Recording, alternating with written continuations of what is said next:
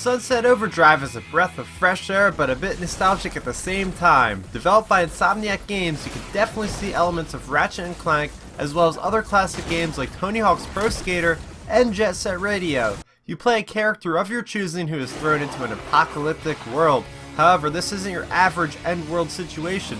The people of Sunset City have been transformed into murderous fiends after consuming a brand new energy drink called Overdrive. Your mission is to escape the city any way you can. If you couldn't tell already, this game is full of humor. Fourth wall breaking commentary and self-aware satire makes this game shine as one of the funniest games I've ever played. The humor lends itself perfectly with the heavy punk influence. On the visual side of the spectrum, Sunset Overdrive's graphics pop with flavor. It definitely evokes the Super Mario Sunshine vibe with its bright color palette. The city is broken up into districts which help to show the size of the city. The city itself is massive and the large draw distance allows for some pretty incredible views. I was also impressed by the amount of enemies that were displayed on the screen at once. Not once did the FPS drop, even when dozens of enemies were apparent. The gameplay of Sunset Overdrive is what pushes this game to excellence. The movement is tuned to near perfection.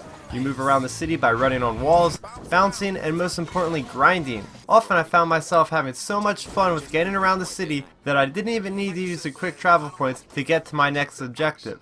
Not only do you move faster when you grind, bounce, and wall run, but you build up combo meter. The more combo points you build up, the stronger attacks and weapons become. Weapons in Sunset Overdrive are some of the most creative I've ever seen. Fitting in with the apocalyptic setting, weapons are combinations of various household items.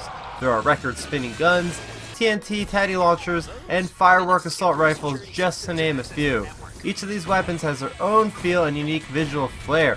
As mentioned before, your weapons can be powered using amps that are activated when you have enough combo points racked up. This provides a lot of flexibility to how you want to play the game.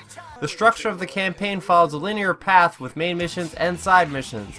The main missions offered a lot of diversity for each, including escorting an overpowered robot puppy to chasing down a train. I never felt like I was doing the same thing twice. Side missions tested your abilities like time trials for flying a hoverplane or grinding your way through hoops. However, the side missions never felt like they were needed to be completed to move on with the story. Both missions and side missions award you with new weapons, clothing, and currency. Sunset Overdrive is without a doubt one of the most pure, fun experiences I've had in gaming in a long time. Everything seems to click together, from the visuals, to the attitude, to the humor, the gameplay, it's all here. My only negative thing to say is that the story wasn't that compelling. Sunset Overdrive takes risk in a medium that has been dominated by sequels. If you are an Xbox One owner, then this is an essential game for your collection.